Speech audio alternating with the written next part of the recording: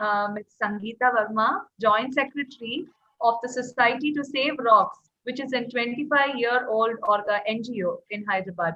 By profession, she is a lecturer in Institute for Chartered Financial Analysts of India. But by passion, she is currently working to save the beautiful but fast disappearing granites of Hyderabad. We welcome you to this World Family Day, ma'am. And we request you to give us the insights on how rocks are important for nature. Thank you, ma'am. Please address it.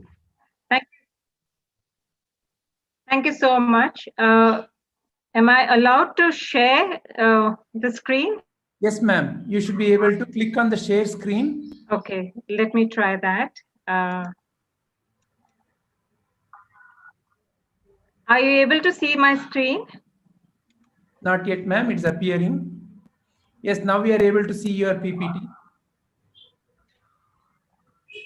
All right. Thank you.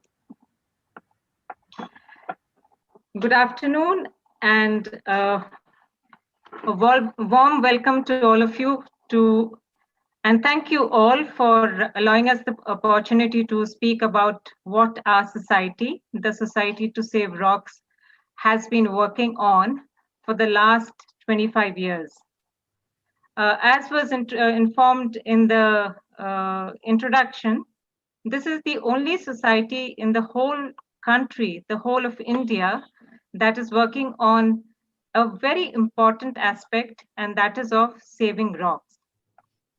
I'll just have a very short presentation which will give you an idea of why we are in this sphere of work and why rocks are important for us. So what's special about these rocks?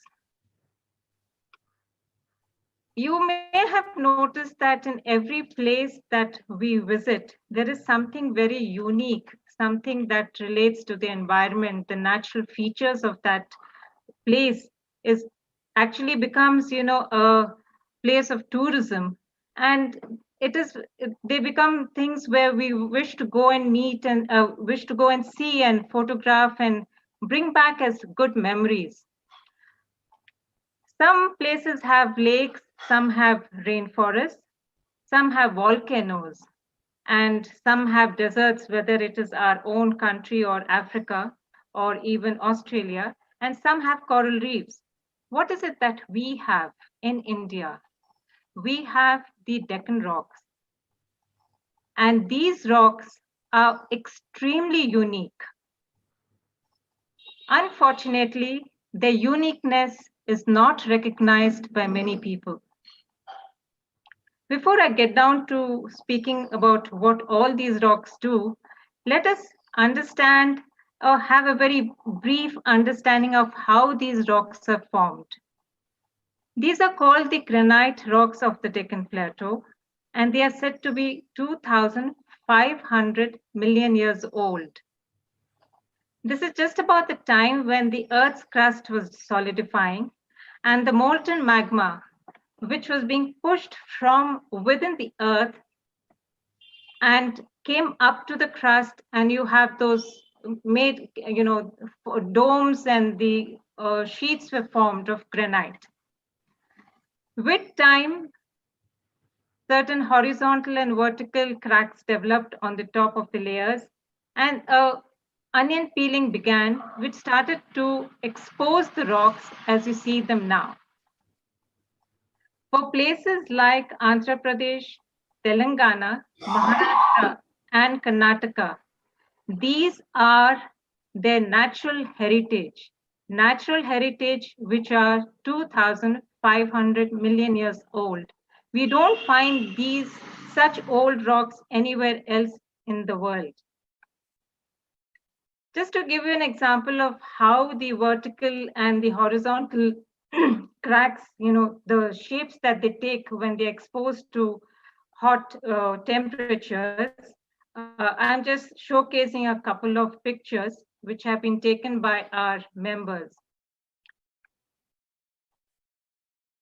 This is another form of the rocks, and these are the rocks which you would find in Pandavala Gutta in Varangal, near Varangal, and the name comes from the Pandava. They are said to have rested there before they moved on, wherever they were going. Why are rocks important? Rocks actually are the basis for which we find the soil that we walk on, and the flora and fauna that we see in and around our vicinity.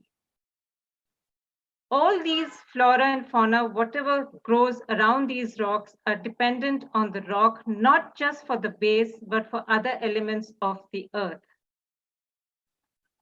Understanding that the rocks come from within the earth, we need to recognize that they are a reservoir of minerals. And because of the weathering of these rocks, these rocks then turn into smaller pieces of soil. And these soils have pores which allow the water and the air to circulate within. So they provide for percolation of the water through their aquifers, which in turn helps the water bodies to be formed in and around the rocks. So you see the first picture, which is supporting water. Here you see that, because of the moisture content and the minerals, you have the growth of, these grasses out here and here as well. And they also, because of the crevices that are there in the rocks, you have, various types of birds and lizards that reside in these rocks.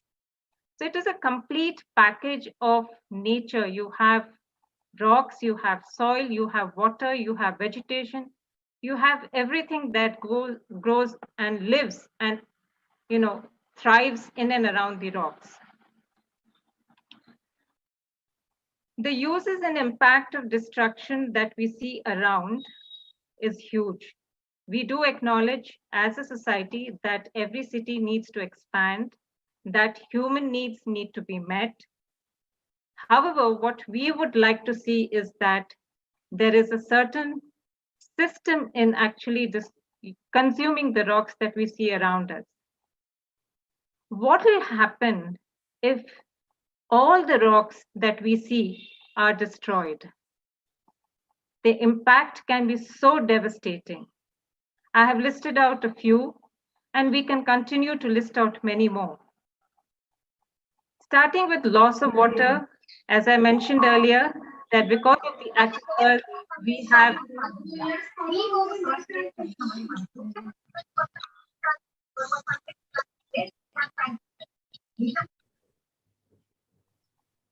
because of the aquifers, they help in recharging the groundwater level and they form water bodies.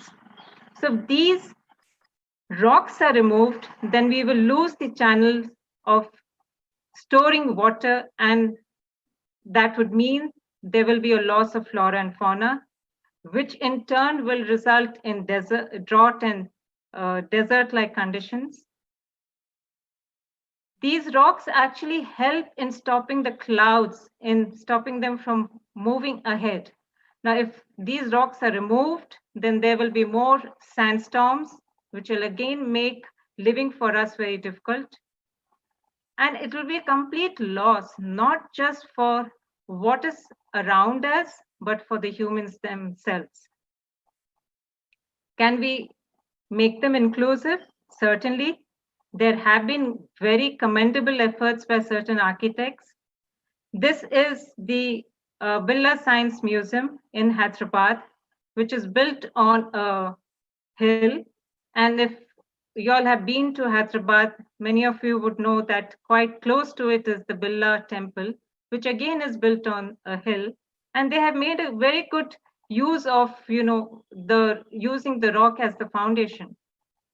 This is the Maulana Azad Urdu University, also in Hyderabad, which has used this beautiful rock, which to us looks like the face of an elephant. as a facade for one of their department buildings.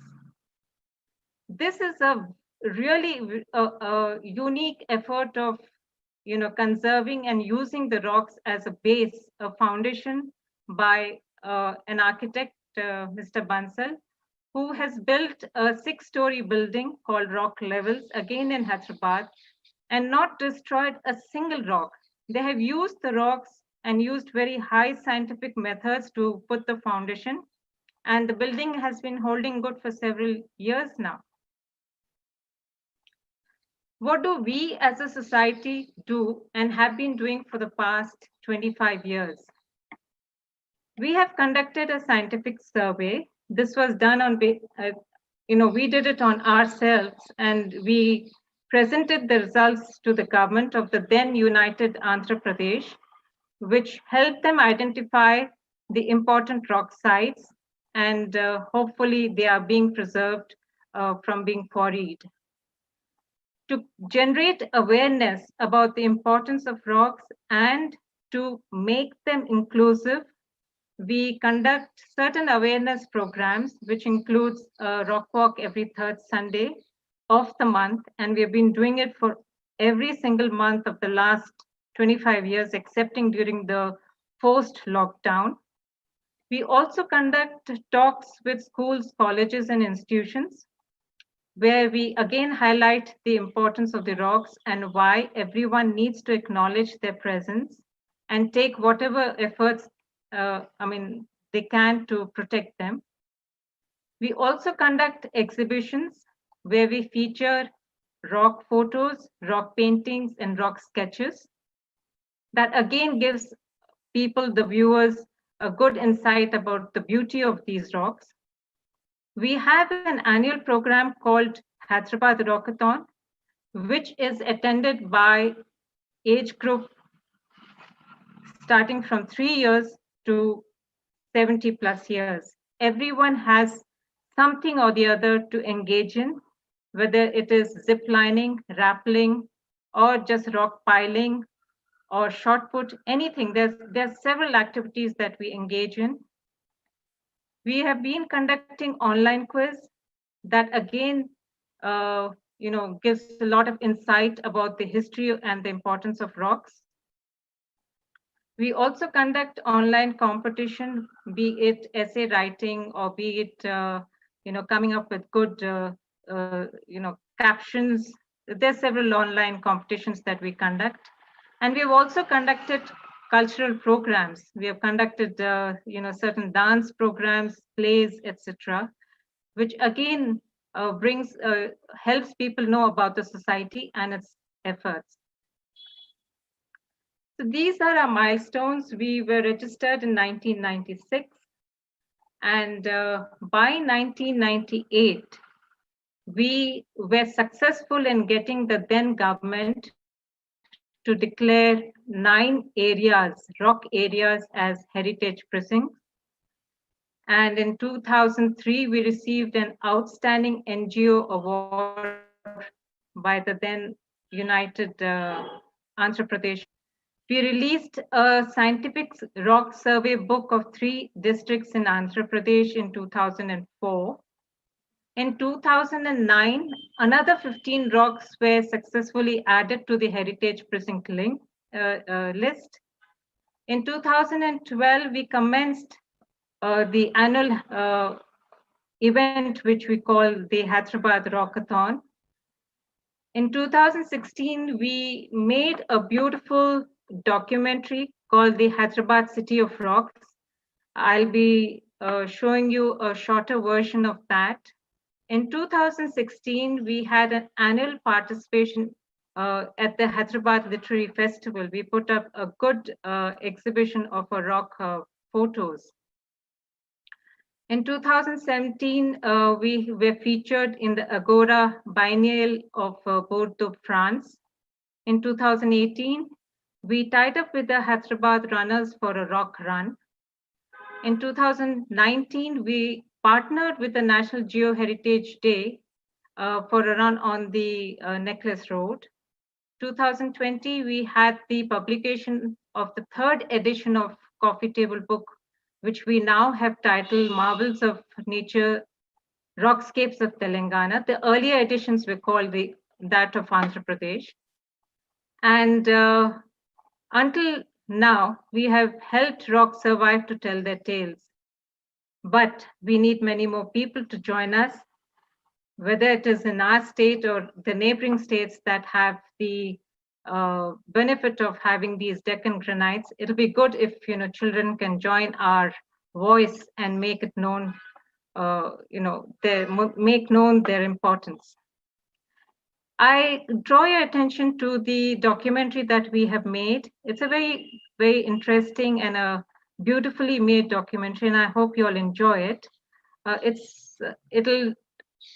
has the good photos of the rocks from various angles, and also speaks of what the destruction is causing the damage. Kindly watch it.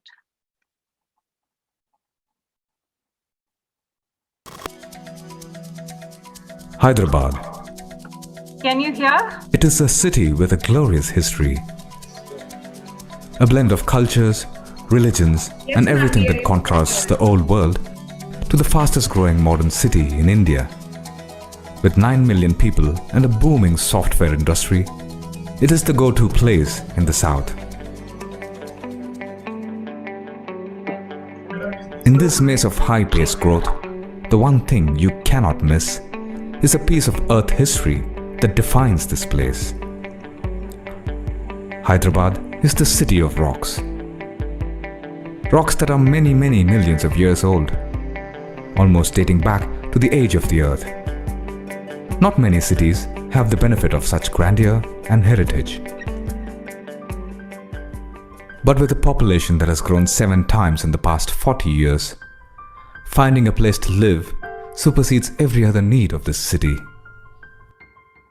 As more and more open areas are being claimed for housing needs, the fabulous rocks of Hyderabad are slowly but surely disappearing.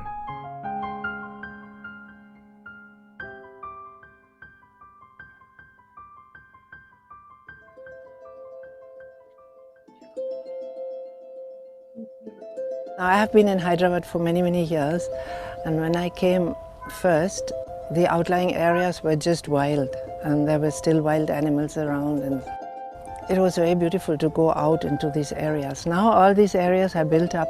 Hyderabad has grown so enormously, like all Indian towns and cities, and swallowed up a lot of the landscape around it.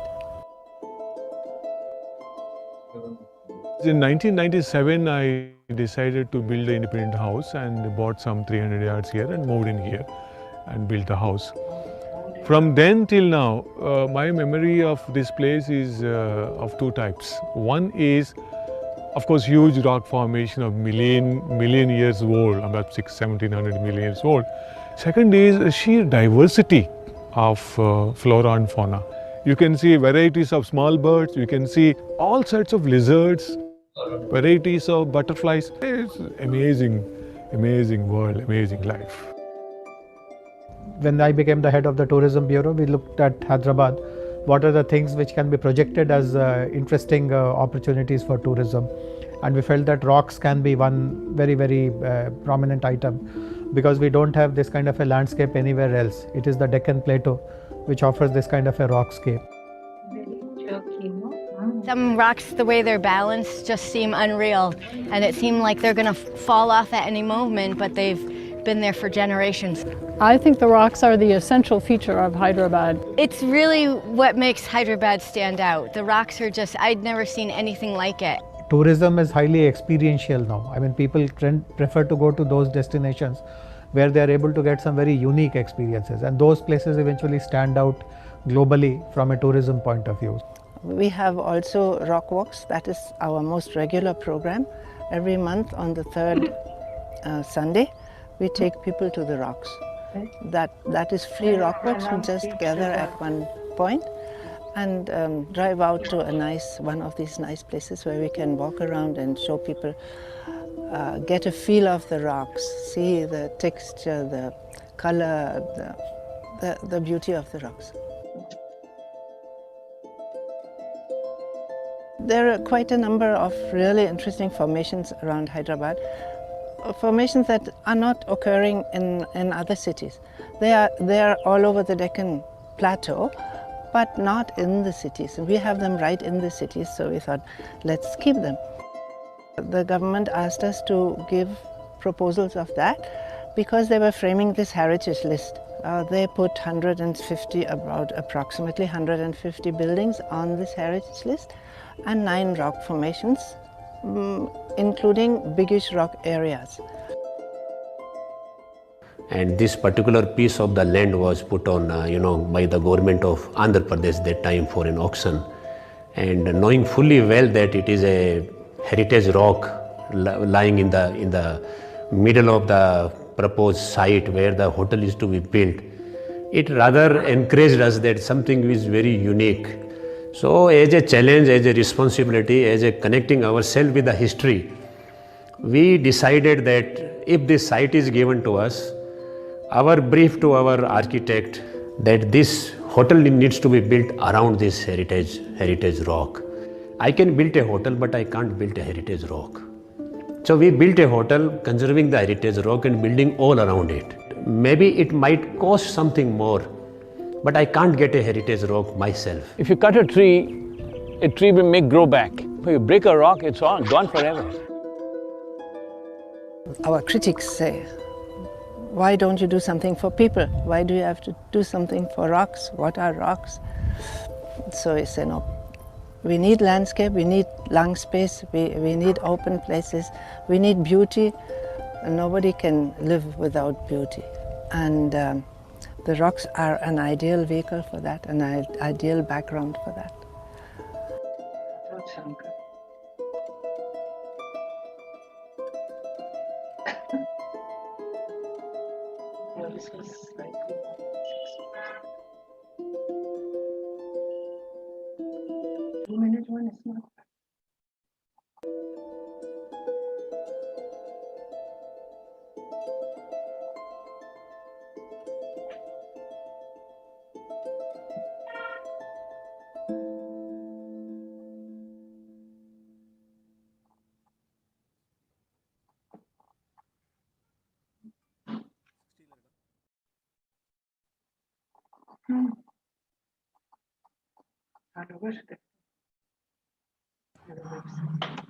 So this is our, a shorter version of our documentary, and it gives you the whole story about the beauty of the rocks, the need for the rocks. We recognize that, cities have to grow because the population is growing, but what we are asking for is not anything selfish. It's actually for something that's for the future. It's important that we recognize the fact that the rocks have to outgrow us. We should not be outgrowing the rocks. Should that happen, we're actually asking for disaster. And if our children, our grandchildren, and the future generations have to live, they are entitled to see the beauty. They are entitled to the lung space. They're entitled to nature's bounty. And we are nobody. We have no rights to actually take it away from them. Thank you for your time. Thank you for your patience. And I hope you carry forward our message of saving the rocks and, encourage the children, our future generation, also to go out more in the open and make known that these lung spaces, these rocks, the trees, the lakes, everything is really, really important for our existence. Thank you. Thank you so much, ma'am. For many of us here, so many points that you brought out was very new, and you opened awareness on a very new subject. Gayatri, can I say a couple of words? Yes, Guruji. Yeah. We were not able to hear you earlier. Sorry, Guruji. Can you hear me? Yes, Guruji. Now we are able to. Okay, can Sangeeta madam hear me? Yes. Thank you. The Save the Rocks Society. Pardon, I couldn't get you. No, can you hear me and the other people also connected? Yes, we can. Okay, I want to share a couple of things with you. Please, And, please. um, I used to be an engineer 45, 50 years ago. And I shifted on to human beings from 1980 onwards to the mentally challenged. And then I realized about, I had to look into the minds of people. But before that, I wandered in the Himalayas. And more than the minds of people, I was with the minds of the trees and the rocks and the stones and the flora and the fauna and everything. And that's why I consider nature as my greatest guru. You know, where everything blends with each other and transforms each other and moves so beautifully. It's only the human being, like you saw now, who's altering the rocks and altering the mountains and altering the water, and altering everything. But the nature itself has blended so well. Yes. And as I walked in the Himalayan mountains, I found little rocks, you know, in the Ganges and the other rivers, which had rubbed against each other and formed so beautiful. They had formed such beautiful shapes and such beautiful things. They looked like soft butter. You know, I said, wow, I have to carry this back to Bangalore to show other people. And it's like people. When people are born and when people mix with each other, like you form the society and they mix with each other, rub shoulders with each other, they form a certain kind of nature. Satsanga. So depending on the kind of people that you rub yourself with, you form a nature of life. Now Padmini Patel has joined your thing, and she has rubbed her shoulders in the mind and time with everything, and Bobby Patel has joined, and all of you have joined together, have rubbed your minds and bodies together, and then taken yourself to the vision of the rocks and captured the beauty and shared that beauty and gone. Like that, there are so many people who share life. Like that, nature itself does. You know, the mountains share their feelings with the wind and the water and the minerals and everything. And what I found was, you know, like I was saying about the rocks in the river, I picked up a few. I said, I want to take it to show. And I saw, what is the unique one I take? And I started picking them and putting them in a little bag. A little later, I found that the bag was so heavy that I couldn't walk. And then I looked around and I said, there's so many more rocks I got to collect. I said, what nonsense am I talking about? I would have to get lorries from Bangalore to carry these to Bangalore. I said, then what happens? Am I going to leave this there? And am I feeling that this is not the right place for these rocks? I'm taking to Bangalore to do what? I said, I should leave these things here and appreciate them and tell the other people to come and appreciate them. And then I found everywhere there are rocks and mountains and everything which have to be appreciated. And then I'm finding, then I found nature was my greatest teacher. Then I found not only the rocks here, where we find beauty, it's just like how we find beauty in a rose, and we find beauty in a peacock, and we may not find beauty in a crow. Like that, we find, you know, some of us find the lovely rocks and find beauty in it. Some other rocks we say, no, not so much like the crow. The rocks like the peacock we pick, and the rocks like the crow we leave. And like that, the rocks like the tiger we pick, the rocks like the pig we leave. You know, and so like that we begin to choose. Then I began to say that everything is part of life. And then I saw that there's a reason for that rock to appear there. There's a reason for that mountain to appear in that land. There's a reason for the South Indian mountains. There's a reason for the Everest. Like how people recognize Everest or Kanchenjunga or K2 or anything, you know, each mountain is separate than the other mountain. It's just like how Sangeeta is different from the other people. There's no person in the universe who looks like Sangeeta Varma. And there's no person in the past, present or future who look like Sangeeta Varma except the lady I'm talking to. You know, and like that, there's no rock anywhere in the universe like the one you picked. There's no mountain anywhere in the universe like the ones I see. There's nothing in the universe like that. So this is what I want to take to the children and to the teachers and to the world. And with your permission, no, if we can carry that thing, it'll be lovely. Then we'll take it to a field that every rock and everything we need. Now we are destroying so many mountains. I see towns, they say, I like this granite, I like this pink granite, I like this one, I like that. And they go on cutting it, and all the nature's thing, which we used to use, and all the things going. What nature used to give us, we used to have mud thatched houses and everything, which is so nice. Now we got granite, we got marble houses. And marble has a different kind of heat. And the people who walk on it, or sit on it, the temperatures are different. And there's a thermal contact between people. Yes. Everybody has a thermostat, what we call normal temperature. Like we leave a fridge door open, then the whole energy system is open. Like that, each human being all over the world has a normal temperature. And depending on the climate in which he or she works, everything changes. And the same thing with the rocks, and same thing with the mountains. So this is an insight which has to go from our being in love with the rocks, in love with the planet, in love with everything. And when we are in love with everything, then we see the beauty in everything.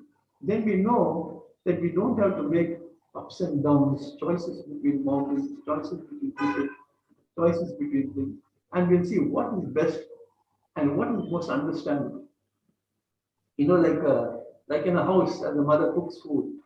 We can't say that one child can't say, I love this food more, so I eat more.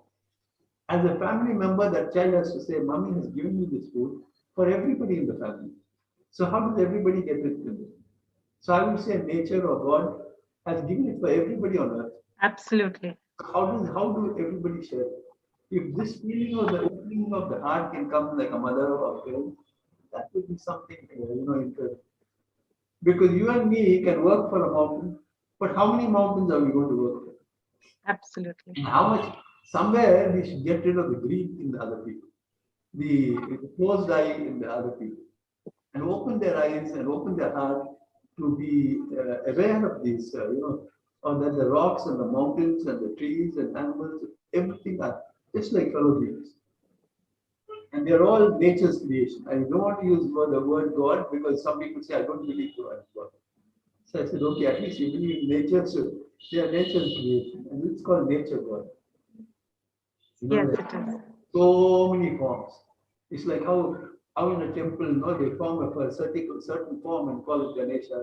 Certain form is called Abhina. Certain form is called Lakshmi. Like that, we can call different mountains by different forms of different things. All are God's different forms. All are existence in different forms. So why should we hurt them and why should we destroy them? Just blend with them and live with them together. And that's the thing. And I think that this lovely thing called COVID has come to teach everybody a lesson. Hey, and so beautifully they said, stop that and get out of the thing. So they didn't kill the people. They made them run away from the sun and got them hiding in their own caves, in the houses. And when these human beings went and hid in their caves for some time out of fear or whatever, all nature blossomed. And so the animals came. When they said, okay, I'm going to counter that and battle that, then nature said, okay, I'll fix you, and broke a couple of legs and killed a few humans. So maybe it's existence way of opening our inner heart, and your heart will open to the mountains. So we'll take this vision to everybody and see how we can love these things as part of existence. That would be so wonderful, Guruji, because as I was mentioning in the presentation, it is a source of life for very many things, not just the plants. In fact, there is an institute called ICRISAT, and they have conducted tests in rice fields which have rocks, which has shown to yield better rice in nutrition compared to those fields which don't have rocks. So that's because of the richness of minerals that these rocks and soil contain in them that makes it good for us. Unfortunately, we don't recognize them as a very critical aspect of maintaining the ecological balance. Just like we have all the minerals and inside us, no, the mountains also. Yes. Just like different things happen, no, they have their nature's way of things. The more we go into solitude, the more we go into, the state of inner peace, then we realize so many inside stories about this. So it's a question of inviting those people to see that thing, because it's like your artistic eye, which can see the shapes in those things. We do. And that's why you photograph them. And that's how there are lovely people like in Thailand and Malaysia, some other people, they see them in the trees. And they photograph trees and keep that thing, and chop it. When they have to chop it, they chop it in such a way that you can carry one piece and make it an artifact in the house. And use the other one. Like that, maybe, some beautiful things can happen. So we should spread that message, and the Sevak is willing to be part of your work to send the message of love rocks and love existence. That would be so nice. I mean, we'll be very grateful if Sevak can take it up and spread the message. And if you can let us know how we can back you up in that, forwarding the message, we'd be very happy through Padmini to do anything that, helps us reach out to people. Yeah. Now we've got what's called a scientific world. Scientific? Scientific world. And yes. Require proof in a certain way. This makes it quite complicated. So the nature is not a scientific world; it's a natural world. Yes, it is. Like one of my teachers, we taught biology, said, look at a rose or look at a thing. It's so beautiful, which only a child can enjoy.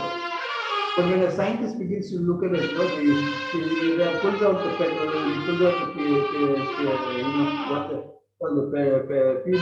or helix and all these things, and disintegrates the whole thing and studies it. By the time you got no flower left. So the flower, which is a magnificent offering from existence, is destroyed by the scientist to understand something human. So that's why we change so many things, and sometimes we should learn to appreciate reality and use reality and make it part of our life. And since the people who have joined your society have an insight into loving rocks, we'd love to join you and help that insight to go to people. We'll be very happy. I think on our behalf, Padmini can coordinate with. Sure. And yes, we'll be very happy if we can take you and the team around. And if Sevak could collaborate with us in spreading the awareness about the importance, that will really give us a boost. Sure. What we do, whenever we have some meetings and conferences like that, we invite some people from your organization to come and give the talk. That information can go as a experiential knowledge, from people who work with. Sure. We can take that as one step and look at other collaborations too. Thank you so much for being with us, and I thank Padmini also for finding you. And she's become a member of your institution for a long time. And Bhomi Patel also, her husband is also part of it. Yes. Padmini's been a committee member, and she's the one who has been contributing for a very long time in bringing out a newsletter. She and our secretary. Our secretary, of course, is the rock behind the society. Please introduce Sangeeta. Yeah, sure. 1 second. Give me a minute. Yeah, Frauka is a rock behind our society. Hello, madam. Are you from Germany? Yeah, yes, I'm from Germany. I'm Frauke Kade, secretary of the society. Can you see me? Ich habe Deutsch gelernt. Beg your pardon? Ich habe Deutsch gelernt in 1936. In 1963, I learned some little German. Okay. Do you still know it? Yeah, a little bit. We had a teacher for Fraulein Ingema Grafer. Yeah, very good. And she was a lovely teacher, and so that's why I remember learning whatever she said. Yeah. That's why I said, all right, fine. My accent might be a little different, but when I say, ich habe Deutschland, and you're there together with us, and so Dankeschön. Yeah. Thank you very much for giving us so much time, and I hope I think Sangeeta has given you the main information. Yes. That we would always like to to spread about our society and the importance of the rocks. Thank you so much for listening, all of you. Thank you. That's why, like now mountains like Jungfrau and so many other mountains, are so unique. But people want to, like Everest, but people want to conquer them and stand on top of them and say, I conquered this. Rather than say, I prostrate to you, for letting me come on top and be part of me and helping me to carry me to such great heights. Because when the mountain makes up its mind, it will carry you to the top. When the mountain makes up its mind not to let you do that thing, it will break some pieces and cause a landslide and take you down. And I've been with when there are landslides in the Himalayas, and I requested the mountain to let me go through, and the rocks have gone around me and not touched me at all. So I know there's a consciousness in the mountain, which people don't see. There's a consciousness in the rocks. There's a consciousness in the tree. Like how there's a consciousness in the human beings, there's a consciousness in the animals, there's a consciousness in the tree and the mountains. People didn't believe it. Now when you talk to a tree, the tree which you love and talk to has a better relationship and it'll yield better flowers and yield better fruits and everything. Like that, even rocks. The one who's very, very rude to the rocks, I get kicked back for the rocks. But the one who's loving the rocks, somehow incredible changes happen. Anybody hug a tree like that, who hugs a rock and sits with a rock, and there's such a lot of warmth coming in. There's such a lot of feeling that is shared, and such a lot of, and they are like an old man in a village. The rocks are the old people in an area, and they tell you so much of existence. They give you so much insight into life and everything, and so it requires us to be changed, to be peaceful, so that we can contact with it. Many people are rude, thinking I can handle you, and then so the rocks say, okay, let's see what you can do and keep away from us. And so a society like yours, which loves rocks, can help everybody love more rocks. And I would like to take that message to the people around the world. We'll be very happy if you can do that, Guruji. Thank you so much. Thank you. Thank you. Namaste, or say, Aap Namaste. Namaskar. Okay. Thank you, Sangeeta ji, for being with us. Thank you. I take your leave. Thanks, ma'am. Thank you. Shyam, good afternoon, Shyam. We just saw you.